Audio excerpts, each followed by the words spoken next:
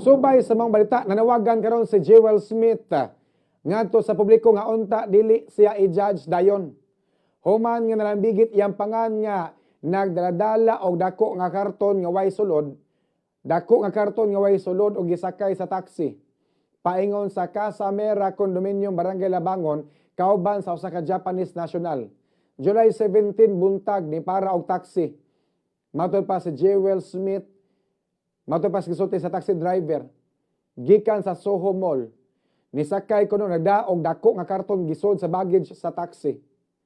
Matod pa niya ni Jewel Smith nga nakadawat sad siyag mga death threat, mga hulga sa iyang kinabuhi nga unta mamatay na lang kuno siya, mga kabumbo.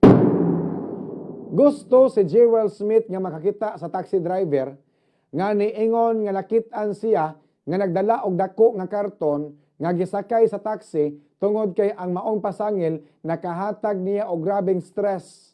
Na stress yag maayo, na stress ang iyang kaugalingon.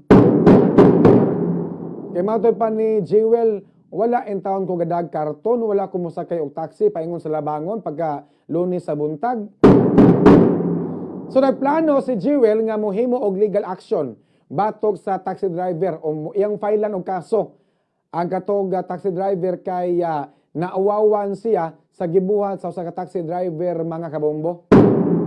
Mato pa ni Jewel nga siya pa'y mitabang sa biktima nga namatay apan siya naman nooy gipasanginlan.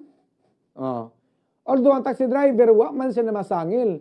Niingon raman siya nga, "Sir, nakakita ko babae sir na ipatik sa paa. Puti niya blan og buhok."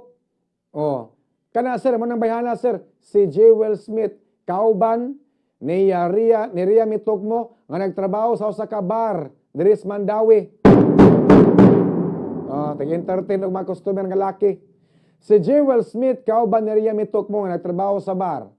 Mao diay nga gikan sa Davao si Ria May, naabot diri si Ria sa Mandawi City nga wala mananghin og tarong sa iyang ginikanan. Wa mananghin og tarong sa iyang igsuon tungod kay dili di ay restaurant ang gitrabahoan niini. Matol pa sa igsuon ni Ria May nga si Roche Tokmo nga pirmi sila padamguhon sa namatay nga si Ria May nga duna kunoy babae nga nalambigit sa kamatayon sa biktima o nya dunay patik. Katupod si Jewel Smith na patik sa dughan, napoy patik sa iyang paa, mga kabombo. O nya, kumusta naman to si Simeon Gabotero o si Roberto Gabison? Hagbay raman sila nga gitumbok ng mga suspek sa pagkamatay ni Ria May, apan hangtod karon wala pa may na file nga kaso batok sa mga suspetsado, mga kabombo. Buot ba natong sabton nga naglisod ang mga pulis?